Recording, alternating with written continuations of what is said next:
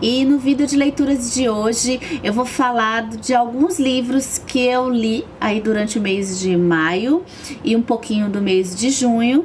E no próximo vídeo a gente conversa sobre as minhas leituras em andamento.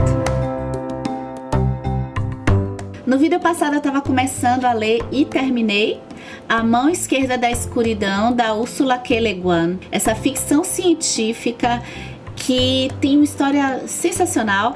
A gente vai acompanhar uma aventura do Jerry, que vai para o planeta chamado Getten, que é também conhecido como planeta inverno, e ele é meio que um diplomata. Ele representa uma organização chamada Ecumen, que vem até do ecumênico, né?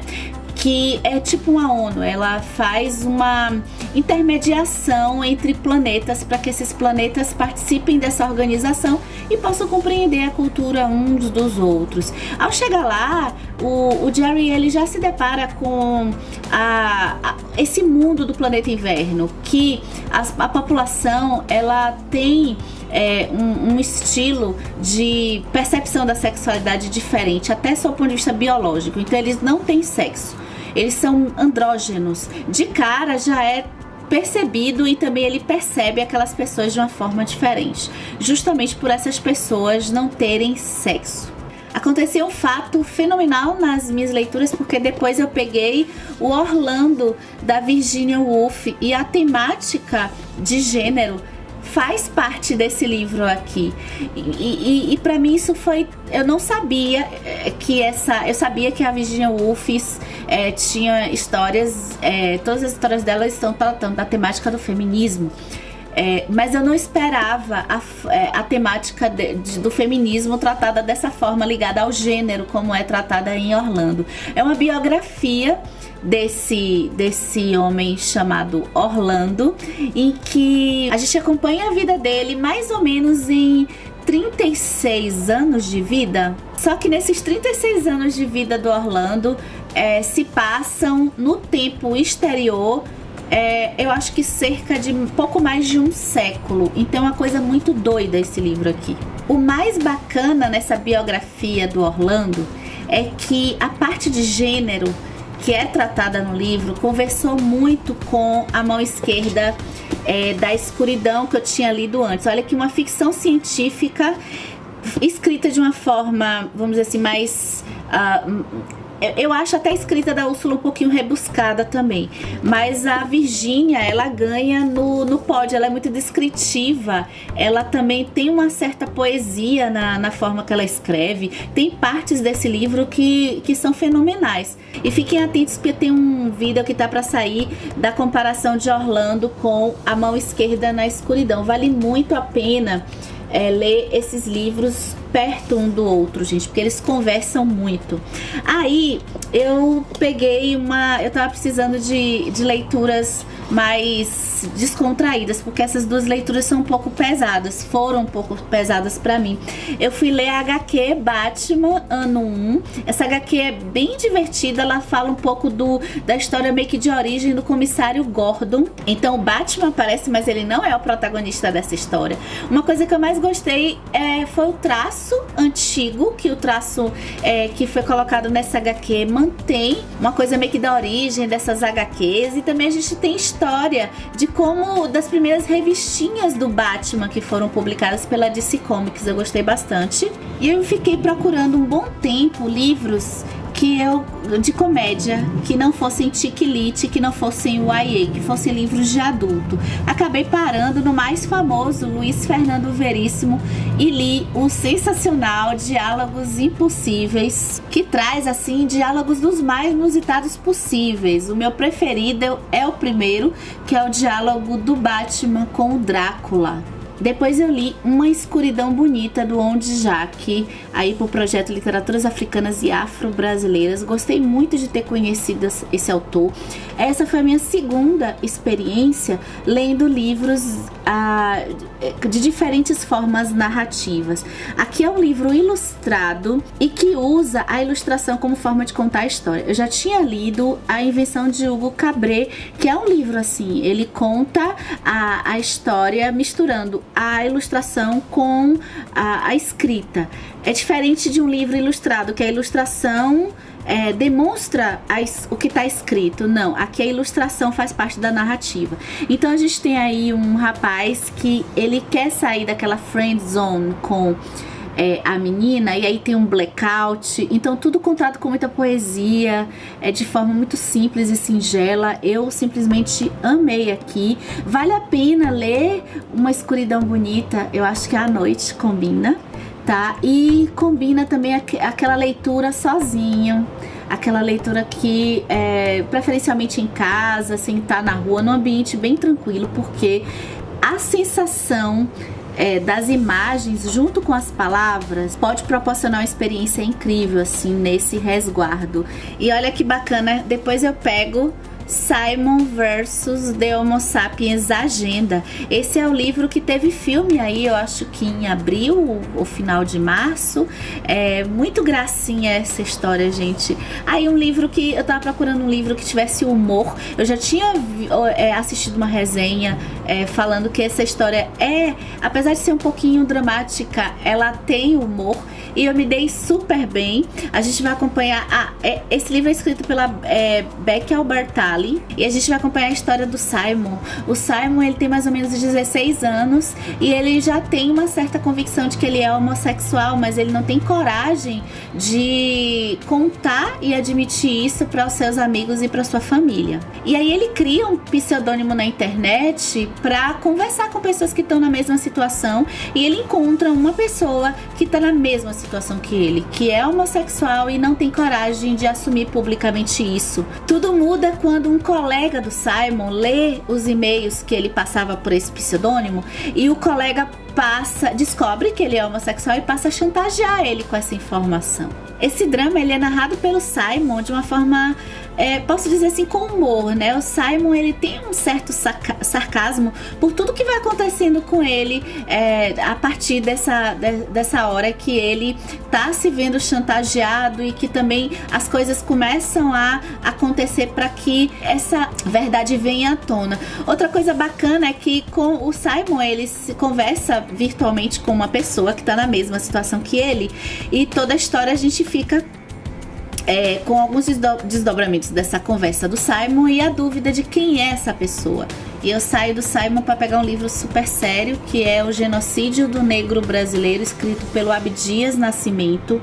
E aqui a gente vai ter um trabalho publicado que o Abdias Nascimento fez e que foi rejeitado num congresso que trataria sobre os aspectos do racismo lá em Lagos, na Nigéria. Na introdução do livro a gente vai perceber o trabalho, de modo geral. Ele fala como que naquela época, se eu não me engano, acho que na década de 70 esse trabalho seria apresentado, como que estava se conduzindo esse seminário e todas as outras obras publicadas sob o ponto de vista acadêmico aqui no Brasil e publicadas no exterior, para colocar que o racismo no Brasil não havia um racismo. A situação no Brasil era somente econômica, então a desigualdade era só econômica e social. Enquanto que nos outros países, como os Estados Unidos, existia sim um racismo do negro, e isso tinha outras pessoas que faziam um trabalho numa linha diversa, provando academicamente que se tinha sim um racismo dos negros aqui no Brasil, e esses trabalhos não eram publicados. Existia principalmente quando havia o recurso público do governo. E aí eu li o terceiro volume do Orange, do Ichigo Takano.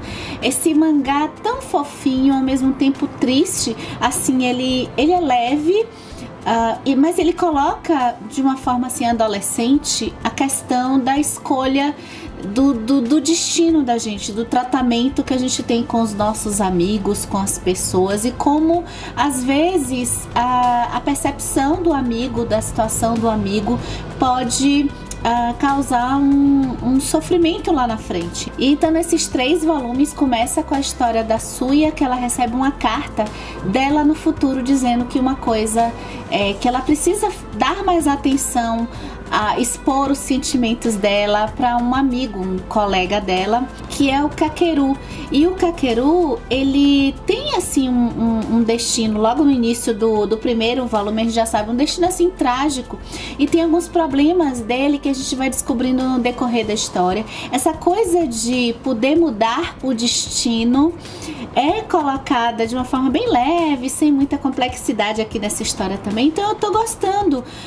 Tem mais 2 volumes, se eu não me engano, e depois que eu terminar tudo, quem sabe eu faço um vídeo só falando de Orange aqui pra vocês. Depois eu li pro projeto Dostô, esse lindo, promovido pelo canal Lido Lendo, da Isa, o Noites Brancas, do Dostoiévski. Gente, que legal, um livro curtinho, uma dica para começar a ler Dostoiévski, assim, quem não tá no projeto de ler Dostoiévski em ordem cronológica, talvez seja pegar esse livro aqui. Ele, na verdade, é um livro, é um romance, praticamente um conto, porque tem 100 e poucas páginas, tem menos de 100 páginas. E ele trata, é um romance no estilo que me lembra muito na época da escola, que eu estudei a escola do romantismo, porque é bem assim, idealizado. Aqui a gente tem uma descrição dos lugares de forma muito grandiosa, então a gente vai ver a questão de São Petersburgo quando não temos noites. Então aí quem tá curtindo conhecer a Rússia na Copa do Mundo pode curtir esse livro, porque o Dostoiévski, ele narra de uma forma bem poética e bonita, né? Não é difícil a narração das noites de São Petersburgo. O protagonista é solitário, o início do livro um pouco lento, eu achei, mas aí quando ele encontra a mocinha aqui da história, que vem acho que o enredo dá uma guinada, e eu fiquei muito curiosa, porque a gente vai conhecer a história dessa moça. A história dela lembra muito Contos de Fada, mais um livro em que a história, talvez aí não do protagonista, e sim da personagem secundário, me interessa mais do que a história do próprio narrador aqui, do próprio protagonista. E depois eu fui ler Pantera Negra, a HQ, Uma Nação Sob Nossos Pés, livro 1. Eu comecei a adquirir algumas HQs da Marvel, porque eu comecei a gostar muito das mensagens, dos simbolismos que tem nos super-heróis da Marvel. Olha só, depois de adulta, porque a minha infância, meus super-heróis preferidos sempre foram mais da DC Comics, exceto Homem-Aranha, que eu sempre gostei, e é da Marvel, mas naquela época eu também não tinha noção dessa guerrinha que tinha, né? Então, o Pantera Negra, eu gostei muito do filme Pantera Negra, que a gente tem um T'Challa diferente, totalmente diferente do filme. Logo no início a gente vê que aconteceu uma tragédia, eu não vou dizer o que foi, mesmo não sendo spoiler por estar no início da HQ, eu não quero falar. Então tem uma tragédia aí na família do T'Challa. Wakanda tá meio que em guerra civil, porque tem um grupo discutindo a questão da descendência real da família do T'Challa. Então, eu gostei porque tem um debate, talvez aí um assunto, não tão elaborado, mas um assunto ligado à democracia, a questão da república, de ouvir, de expandir, né, a república e a democracia, um pouco isso, o governo, e de se manter o governo na linhagem lá do T'Challa, do Pantera Negra.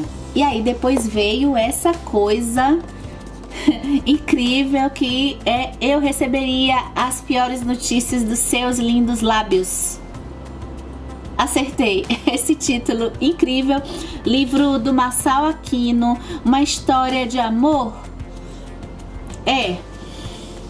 Não sei, assim, Agora, que história, gente, que livro é esse? Um livro que ele vai narrar o Calbi. Ele conhece uma moça chamada Lavínia, eles têm assim uma química instantânea, essa química vai se desenvolvendo, e ao mesmo tempo o Calbi, ele mora num lugar tipo um bairro, eu entendi assim, que as pessoas ficam meio que tomando conta uma das outras. A gente tem a temática da religião aqui. A religião eu gostei da forma que o Masao Aquino colocou a questão da religião, e como que a vida de alguém tão sofrido facilmente entra, né, no dogma de uma religião, muitas vezes até para uma questão de sobrevivência. Eu gostei muito desse livro, até porque ele deixa, é o tipo de livro que deixa o leitor com sentimentos conflitantes de amor e ódio pelos personagens. Bom, acho que é isso. Essas foram as minhas leituras. Me contem o que vocês leram nesses meses, que passaram, o que vocês estão lendo. A gente vai se ver, a gente vai conversando aqui embaixo nos comentários, até a gente se ver no próximo vídeo. Eu vou estar lá, quero ver vocês.